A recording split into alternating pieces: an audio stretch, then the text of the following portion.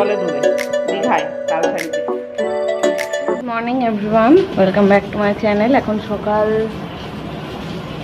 সকাল প্রায় 10:30 বাজে। আর আমি এখন সকালের ব্রেকফাস্ট বানাচ্ছি। এদিকে মা এদিকে দেখো যাওয়ার আগে ঠাকুরের বাসন মেজে দিয়ে গেছে। এখানে একটা ফুল তুলেছে, ফুল তুলে এই আকন্দ ফুলের মালা গেঁথে দিয়ে গেছে। আজকে সোমবার তো ওই জন্য। তোমাদের দাদা ভাই গেছে বাজার করতে, আর আমি এখন বানাচ্ছি ভাত ভাজা।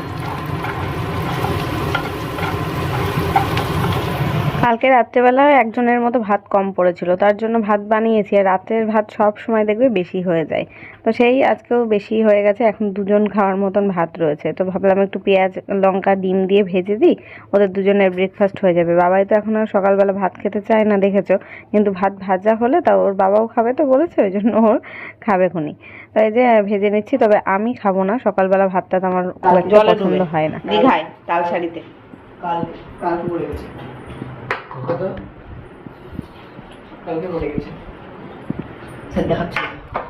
এই লবণ দেখতো খেয়ে দিয়েছি তাই বাবাই। ভাত খেয়ে বাবাই আর ওর বাবা দুজনেই গেল ওর দাদার বাড়িতে। আর হয়তো দুপুরবেলা জানি না খেয়ে দিয়ে আসবে কিনা, যদিও আজকে সোমবার, ওই বাড়িতে তো নিরামিষ, হয়তো খেয়ে আসবে না, বাড়ি এসেই খাবে। তো বেরিয়ে গেল। আর মাসি এসছে কাজে, কলে বাসন মাজতে গেছে। আমি ভাবছি এই থালা দুটো, তারপরে হাঁড়ি এঁঠো হলো, ওটা খালি হলো আর কি, সেগুলো সব নিয়ে গিয়ে এখন কলে দিয়ে আসবো। টেবিলটা মুছে নিলাম, এঁঠোটা আর কি মুছে নিলাম। এখনো যেন সকাল থেকে চা খাওয়া হয়নি। হ্যালো এভরিওয়ান, আজকে তোমাদের সাথে দারুণ একটা জিনিস শেয়ার করব। এটা হলো দিশানোর পাস্তা। এটা এতটাই হেলদি অ্যান্ড টেস্টি, বাচ্চা থেকে বড়রা সবাই কিন্তু এটা খেতে পছন্দ করে। আর আমার এটা এত ফেভারিট হওয়ার কারণ হচ্ছে এটা কিন্তু 100% রুম হোয়েট সেমোলিনা পাস্তা। আর এটা হলো ফ্রি ফ্রম আর্টিফিশিয়াল কালার এবং no preservatives, no cholesterol, no trans fat এবং নো ময়দা। তোমরা যদি কেউ দিশানোর এই পাস্তাটা কিনতে চাও, তাহলে আমার ভিডিও ডেসক্রিপশন বক্সে লিংক দেওয়া থাকবে, সেখান থেকে চেক আউট করে নিতে পারো। কালকে সেই টমেটো চাটনি বানিয়েছিলাম, আর টমেটোগুলোতে না মানে কেমন একটা টক টক ভাব ছিল। এবার অনেক চিনি দিতে হয়েছে, মিষ্টির রস টস ছিল না। অন্য সময় আমি চাটনি করলে সব সময় রসগোল্লার রস থাকে ফ্রিজে, সেটা দিয়ে করি। তা কালকে তা ছিল না, এবার অনেকটা চিনি লেগে গেছে। যা চিনি ছিল সব দিয়ে দিয়েছি ওই চাটনিতেই। আর কালকে সন্ধেবেলায় মানে কোটো কুড়িয়ে বাড়িয়ে যেইটুকুনি চিনি ছিল তাই দিয়ে চা খাওয়া হয়েছে। আর সকাল থেকে যে চা খাবো, চাও দেখছি নেই, চিনিও নেই। তা সব আনতে বললাম সকালবেলা, তাই চা চিনি তারপর মুড়ি টুড়ি এসব ছিল না, সেগুলো সব এনে দিল। তারপর এখন গিয়ে চা বসাবো আমি। এখন প্রায় 10:30 বাজে, আমি এখনো পর্যন্ত চা খেতে পারিনি। ওদের দুজনের ব্রেকফাস্ট খাইয়ে দাবিয়ে ওদের পাঠিয়ে দিলাম, কিন্তু আমিও চা খাইনি, মাসিকেও চা দেওয়া হয়নি। তা ভাবলাম বাসন মেজে মাসি আসুক, তারপরে দুজনে মিলে একসাথে চা খাবো। এখন এই কোটোতে ভরে নিচ্ছি চা চিনি এগুলো। তারপর আসলাম, বিছানাটা গুছিয়ে নিলাম। ভাবলাম ঘরে মাসি আসলে একসাথেই চা করে দুজনে মিলে খাবো, তাই আর চা বসাইনি। এতক্ষণ যখন লেট হয়েছে, 10 মিনিট নাই লেট করেই নি। বাবার ঘরটাও গুছিয়ে আসলাম, এই ঘরটাও ঝেড়ে ঝুড়ে নিলাম। এই ঘরের বিছানার চাদরটা কালকে তো তুলে দিয়েছি দেখেছো, কিন্তু কাচা আর হয়নি। মেঘলা মেঘলা এই দুদিন ধরে বৃষ্টি হচ্ছে, বিকেল থেকে সকাল থেকে বৃষ্টি হচ্ছে, তার কাচার সময়ও পাইনি। কেচে দিলে অবশ্য একটা চাদর তো শুকিয়েই যেত। তা ভাবলাম থাক, বাবাইয়ের ঘরে বিছানার চাদরটাও তুলে দেবো একবারেই, এই দুটো একসাথে কেচে নেবো। তো এই ফার্নিচারগুলো একটু মুছে নিচ্ছি। এখন পাউডার মাখলেই, এখানে দাঁড়িয়ে দাঁড়িয়ে সবাই পাউডার মাখে, তো পাউডারগুলো একদম ছিটিয়ে পড়ে, কেমন একটা দেখতে হয়ে যায়। তো সব এখন ওই সকালবেলার যা কাজ থাকে, সমস্ত ফার্নিচার মোছা গোছানো এই সবগুলো করছি। তো এইখানে জুতোর র্যাকটাও মুছতে চলে আসলাম। আর এখন তো প্রত্যেক দিন বিকেলবেলা কালবৈশাখী ঝড় ওঠার মতন ওরকম একটু হাওয়া দিচ্ছে, তারপরে মেঘ করছে, মেঘ ডাকছে, বিদ্যুৎ চমকাচ্ছে, বৃষ্টি হচ্ছে। মানে প্রত্যেক দিন এই মানে এটা রুটিন হয়ে গেছে। দরজা খোলা থাকলে ধুলো যত, বৃষ্টিটা তো ঠিকভাবে হচ্ছে না, ঝমঝমিয়ে বৃষ্টি হলে ধুলোটা কিন্তু বসে যায়, কিন্তু তা হচ্ছে না। সারাদিন রোদ থাকছে আর বিকেলবেলার দিকে মানে ঝড় উঠছে, আর ধুলো সব ঘর বাড়িতে ভর্তি হয়ে যাচ্ছে। জানলা দরজা খোলা থাকলেই ধুলো হবে।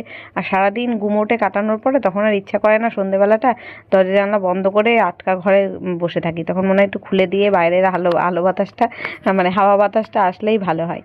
তো এখন এই যে ঘরদোর সব গুছিয়ে দিয়ে চলে আসলাম আমি এখানে। আর চা খাওয়া হয়ে গেছে, এর ফাঁকে মাসি কাজ করে দিয়ে বেরিয়েও গেছে, আর চা খেয়ে নিয়েছিলাম, ওগুলো আর শ্যুট করা হয়নি। তারপরে এখানে আসলাম, বাজার যা এনেছে সেসবগুলো ধোয়া টোয়া করবো। আজকে মাছ নিয়ে এসছে আমার জন্য, শুধু ভোলা মাছ। আমি বলেছিলাম যে যদি ভোলা মাছ পাও তাহলে নিয়ে এসো, আর তো কেউ খায় না, আমি একা খাই। তো ওই 3 পিস মতন ভোলা মাছ এনেছে। আর কালকে রাত্রেবেলা, রাত্রে না কালকে দুপুরেই চিকেনের ওই ঠ্যাং হয়, অনেকেই খায় না, যেমন আমিও খাই না। তো সেই ঠ্যাংটা নিয়ে এসে রেখেছিল, ফ্রিজে রাখা ছিল। কালকে তো আর মাংস রান্না করেছিলাম, তো ওইটাই ফ্রিজ থেকে সকালে বের করে রাখলাম, ওটা একটু মানে বরফ হয়ে রয়েছে, ওটা একটু জলে ভিজিয়ে রেখেছি। আর মাছগুলোকে ধুয়ে টুয়ে লবণ হলুদ মাখিয়ে রাখলাম, ওই ওদের জন্য ওটা বানিয়ে দেবো আর আমার জন্য ওই মাছের ঝোল বানাবো। মাছটা ধুয়ে রেখে চাল টাল যা বসাবো আর কি, ভাত বসাবো, চাল ধুয়ে রাখলাম, সবজি টবজি যা কাটার আলু পেঁয়াজ টেয়াজ সব কেটে কুটে। এখন একটু খিদে পাচ্ছে, 12টা মতন বাজে। আবার দেখো বাইরে কেমন কালো অন্ধকার মেঘ করে এসছে, যদিও ক্যামেরায় জানি না কতটা কি বোঝা যাচ্ছে। তো এখানে বসে একটু আমি ছাতু খেয়ে নিচ্ছি, একটু লেবু দিয়ে আর কি ছাতু গুললাম, চিনি দিয়ে। আজকে আর আখের গুড়টা শেষ হয়ে গেছিলো, চিনি দিয়েই গুলে নিলাম। একটু ছাতুর শরবত করে খেয়ে নিই, তারপর গিয়ে রান্না বান্নাগুলো করবো। এই যে এখন ভাত নামিয়ে নিয়েছি, ভাত হয়ে গেছে। এদিকে মাছটা ভাজতে গিয়ে না ভেঙে গেছে একদম। যাই হোক মাছ ভেজে নিয়েছি, কড়াইতে পেঁয়াজ দিয়েছি। এদিকে চিকেনের যে ঠ্যাং নিয়ে এসেছিলো সেটা রান্না করা হয়ে গেছে, ধনেপাতা দিলাম, গরম মশলা দিইনি। এটা কমপ্লিট হয়ে গেল। এখন আমার মাছের ঝোলটা রান্না করবো শুধু। কালকের একটু শুক্তো আর চাটনি রয়েছে। এটা কিন্তু এরা দেখতে লাগছে কি বলো তো, এটা বোধহয় আমের চাটনি, আমসত্ত্বর চাটনি, ওই জন্য এরকম কালচে কালার হয়েছে। বাড়িতে বানানো আমসত্ত্ব, ওই দিদিভাইদের বাড়ি থেকে দিয়েছিল। সর্ষের পেস্ট কালকে করেছিলাম না, ওই তাই খানিকটা রয়েছে। বাবা ওই বিচে করার তরকারি করেছিলাম, সেই সর্ষের পেস্ট দিয়ে আজকে মাছের ঝোলটা, ভোলা মাছটা রান্না করবো।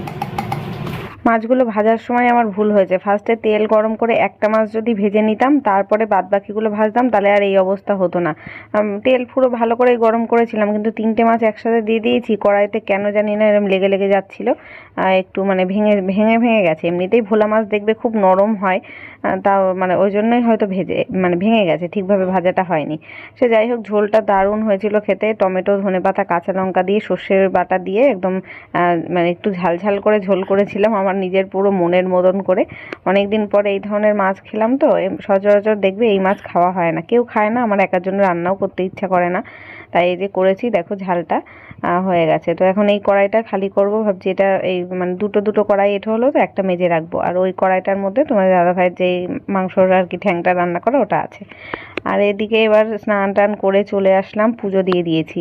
এই যে যেই মালাটা মা গেঁথে দিয়ে গেছিলো শিব ঠাকুরের জন্য, আকন্দ ফুলের মালা, সেটাই দিয়ে পুজো দিলাম। কত সুন্দর বড় সাইজের মালা হয়েছে। তারপরে মার কাছে শুনলাম মা নাকি নিজে একটা বানিয়ে নিয়ে গেছে, আর একটা আমার জন্য বানিয়ে দিয়ে গেছে। প্রচুর আকন্দ ফুল হয়, অনেকে তো আমার বাড়ি থেকে নিয়েও যায়, চেয়ে নিয়ে গিয়ে বাড়ির ঠাকুরকে মালা গেঁথে দেয়। এখন হচ্ছে বিকেলবেলা ওই 5টা মতন বাজে, বাবাই পড়তে যাবে, তাই ব্যাগটা গোছাচ্ছে। আমি বাবা গুড ইভিনিং, সন্ধ্যে 7টা বাজে। এখন বাবাই যাচ্ছে দিদা বাড়ি, রেডি হয়ে গেল, আমিও এই যে রেডি। হ্যাঁ, এই যে এখন যাচ্ছি একটু বাপের বাড়িতে। আর আজকে জানো কি করেছি আমি, মানে এখানে ক্যামেরায় দেখে মানে তোমরা বুঝতে পারবে না।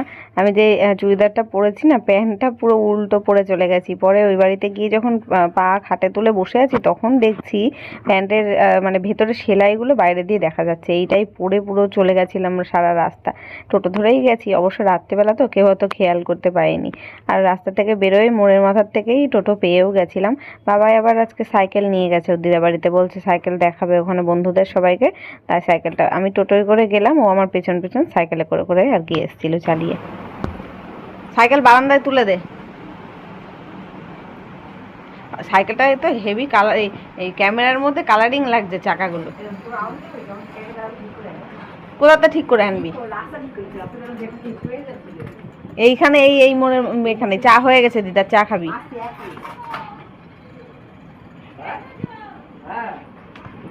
চা করেছো? এই বিস্কুট আর নিমকিটা দে।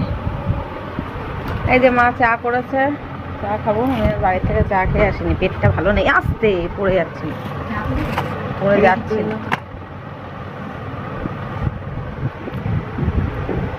এই নে খা, চা খা।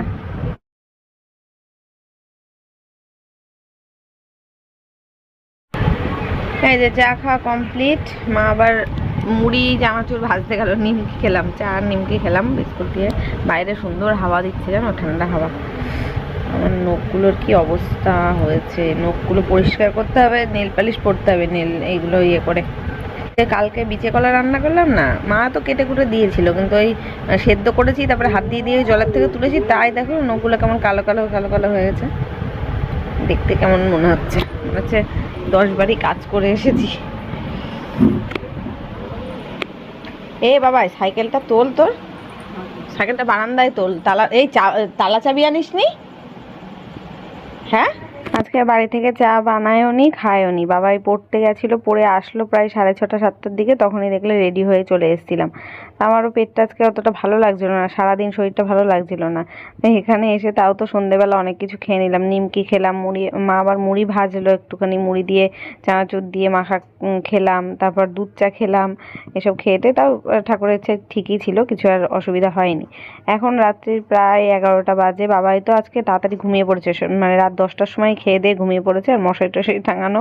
এখন আমি মশারির মধ্যে শুয়ে রয়েছি, আমি, মা আর বাবাই এই ঘরে শোবো আজকে, আর বাবা ওই ঘরে শুয়েছে। তো চলো ভিডিওটাও আজকে এখানে শেষ করলাম, দেখা হচ্ছে কালকে নতুন ব্লগের সাথে। আজকের মতো টাটা, গুড নাইট।